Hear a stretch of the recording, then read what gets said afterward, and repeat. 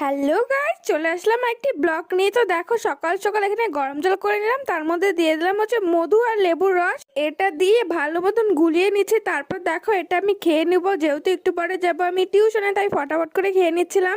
তোমরা সকালবেলা কে কে এটা খাও আমাকে জানিও। তারপর দেখো, এটা খাওয়া দাওয়া কমপ্লিট করার পর দেখো আমি রেডি হয়ে গেছি, এখন যাবো টিউশনে। আজকে ছিল আমার সকালবেলা টিউশন। তারপরে দেখো, টিউশন কমপ্লিট করার পর এখানে দুই বান্ধবী মিলে বাড়ি আসলাম, তাই ভাবলাম একটু ভিডিও করে নিই।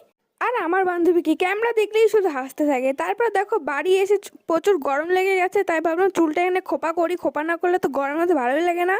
তারপর যেহেতু আজ ছিল সকালবেলা টিউশন, তাই টিউশন থেকে ফেরার পর পেয়ে গেছিলো খিদে, তাই ফ্রিজটা খুলে দেখি এখানে আগের দিনে কিছু বাসি রুটি পড়েছিল।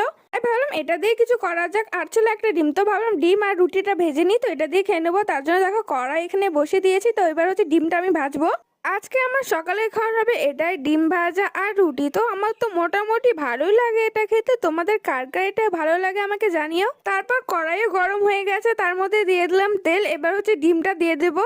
এখন না আমার বেশ খিদা পেয়েছে, তাই ভাবলাম ডিম আর রুটিটা আলাদা করে ভাজবো না, একসাথেই ভাজি।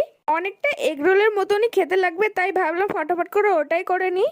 তাই ডিম আর রুটিটা আমি একসাথে ভেজে নিয়েছি। তো বলো এটা কিরকম হয়েছে? তো আমার তো দেখে বেশ ভালোই লাগলো। তারপর দেখো, এটা একটা প্লেটের মধ্যে তুলে নিলাম। তো এর মধ্যে দিয়ে দিয়েছি টমেটো সস আর হচ্ছে মেয়োনিজ। আর বাইরে শুরু হয়ে গেছিল ঝমঝমিয়ে বৃষ্টি। বৃষ্টির মধ্যে এগরোল খাচ্ছি, বেশ তো ভালোই লাগছে। তো এগরোল বলবো না, এটার মধ্যে তো কিছু নেই, শুধু ডিম আর রুটি। সস আর মেয়োনিজ দিয়ে খেতে কিন্তু এটা বেশ লাগছিল। তারপর দেখো, এখানে আমার খাওয়া দাওয়া কমপ্লিট হয়ে গেছে। তারপর চান দান করে চলে এসেছি। আজকে দুপুরে মা রান্না করেছিল শাক ভাজি আর হচ্ছে গুঁড়া মাছের চচ্চড়ি। তো এই দিয়ে আমি দুপুরে খাওয়াটা কমপ্লিট করে নিলাম।